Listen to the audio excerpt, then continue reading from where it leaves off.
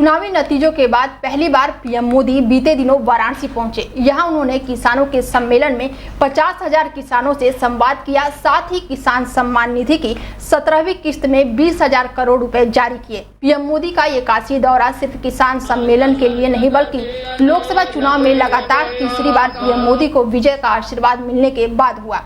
PM Modi के वाराणसी के मतदाताओं से धन्यवाद देने तो वाराणसी के लोगों ने भी उनका स्वागत उसी उत्सव के साथ किया। इस दौरान पीएम मोदी मां गंगा की आरती से लेकर काशी विश्वनाथ का पूजा कर आशीष भी लिया। पीएम मोदी ने वाराणसी के दशाश्वमेध घाट पर गंगा आरती की। पीएम मोदी के साथ प्रदेश के मुख्यमंत्री योगी आदित्यनाथ और राज्यपाल आनंदीबेन पटेल भी मौजूद रहीं। गंगा आरती खत्म करने के बाद घाट पर मौजूदा स्थानीय लोगों ने भारत माता की जय जैसे जयकारे लगाए और पीएम मोदी का अभिवादन किया। फिर पीएम मोदी यहां से काशी विश्वनाथ मंदिर पहुंचे और पूजा अर्चना की।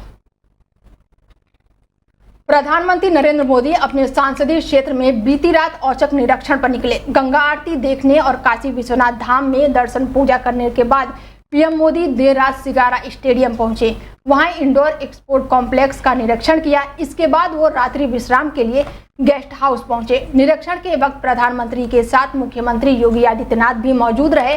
डबल इंजन की सरकार पूर्वांचल के खिलाड़ियों को निखारने के लिए काशी में national centre of excellence stadium का निर्माण करा रही है। स्टेडियम में लगभग सभी स्पोर्ट होंगे और सभी खेलों के खिलाड़ियों को यहां तैयार किया जाएगा। अब पूर्वांचल के खिलाड़ियों को खेलने के लिए दूर नहीं जाना पड़ेगा।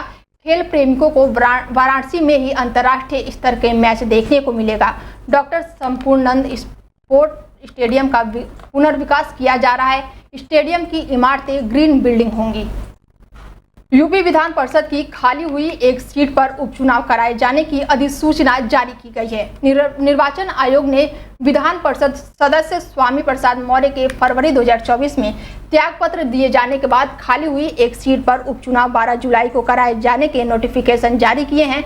जारी किए गए नोटिफिकेशन के अनुसार 25 जून से नामांकन की प्रक्रिया शुरू होगी और 12 जुलाई को मतदान की प्रक्रिया पूरी होगी। हालांकि एक सीट पर होने वाले उपचुनाव में फायदा सत्तारूढ़ भारतीय जनता पार्टी को होगा। ऐसी स्थिति में बीजेपी का ही एकमात्र उम्मीदवार चुनावी मैदान में उतर सकता है।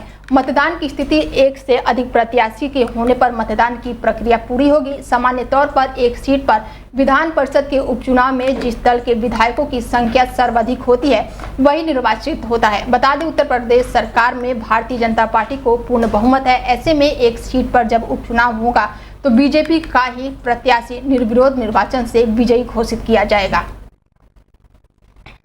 यूपी के महोबा में तेज आंधी की चपेट में आकर 4 लोग घायल हो गए। बता दें, तेज हवा से मकान की दीवार गिरने से हादसे में 3 पीएनसी कर्मी और एक ग्रामीण गंभीर रूप से घायल हो गया। दीवार के मलबे में दबे 3 लोगों के गंभीर अवस्था में हायर सेंटर रेफर किया गया।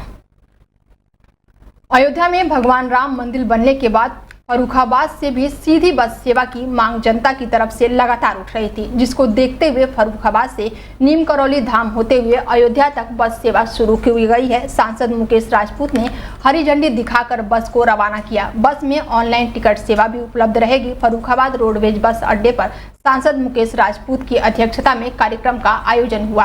बता दें, इसके बाद फर्रुखाबाद से अयोध्या जाने वाली रोडवेज बसों को सांसद मुकेश राजपूत ने नारियल फोड़कर हरी झंडी दिखाई। सांसद मुकेश राजपूत ने कहा कि जनता की लगातार मांग थी कि उसी के अनुरूप भगवान राम के सीधे दर्शन कराने के लिए बस सेवा शुरू की गई है। ये नीम करौली बाबा के दर्शन कराते हुए प्रतिदिन जनपद वासियों को अयोध्या धाम ले जाएगी। लोग बाबा नीम करौली धाम के दर्शन करेंगे। बाबा नीम करौली धाम से जाके सीधे भगवान राम के जन्मभूमि के दर्शन करेंगे। ये फर्रुखाबाद के जनपद के लिए बड़े सौभाग्य की बात है। हम लोगों ने अपने घोषणा पत्र में कहा था कि हम मथुरा से अवध बिहारी से लेके बांके बिहारी तक एक बस चलाएंगे और आज वो ट्रेन चलाएंगे।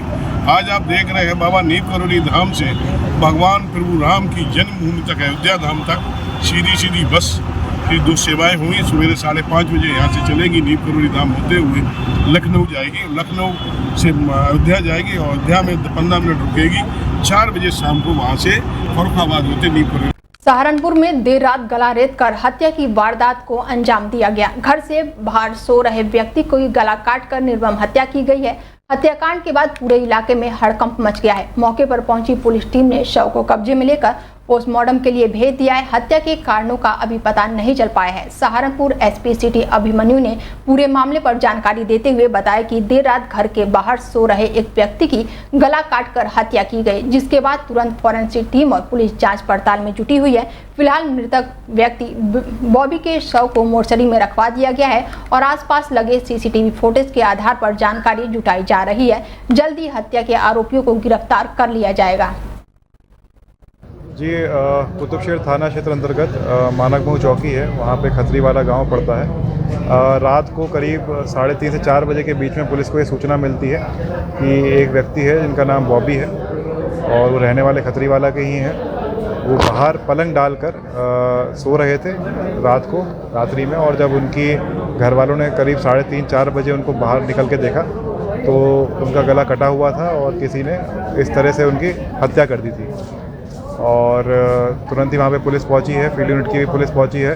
उच्च अधिकारियों ने भी घटनास्थल का निरीक्षण किया है वहाँ पर, और इसमें अज्ञात लोगों के खिलाफ हत्या का मुकदमा पंजीकृत कर दिया गया है।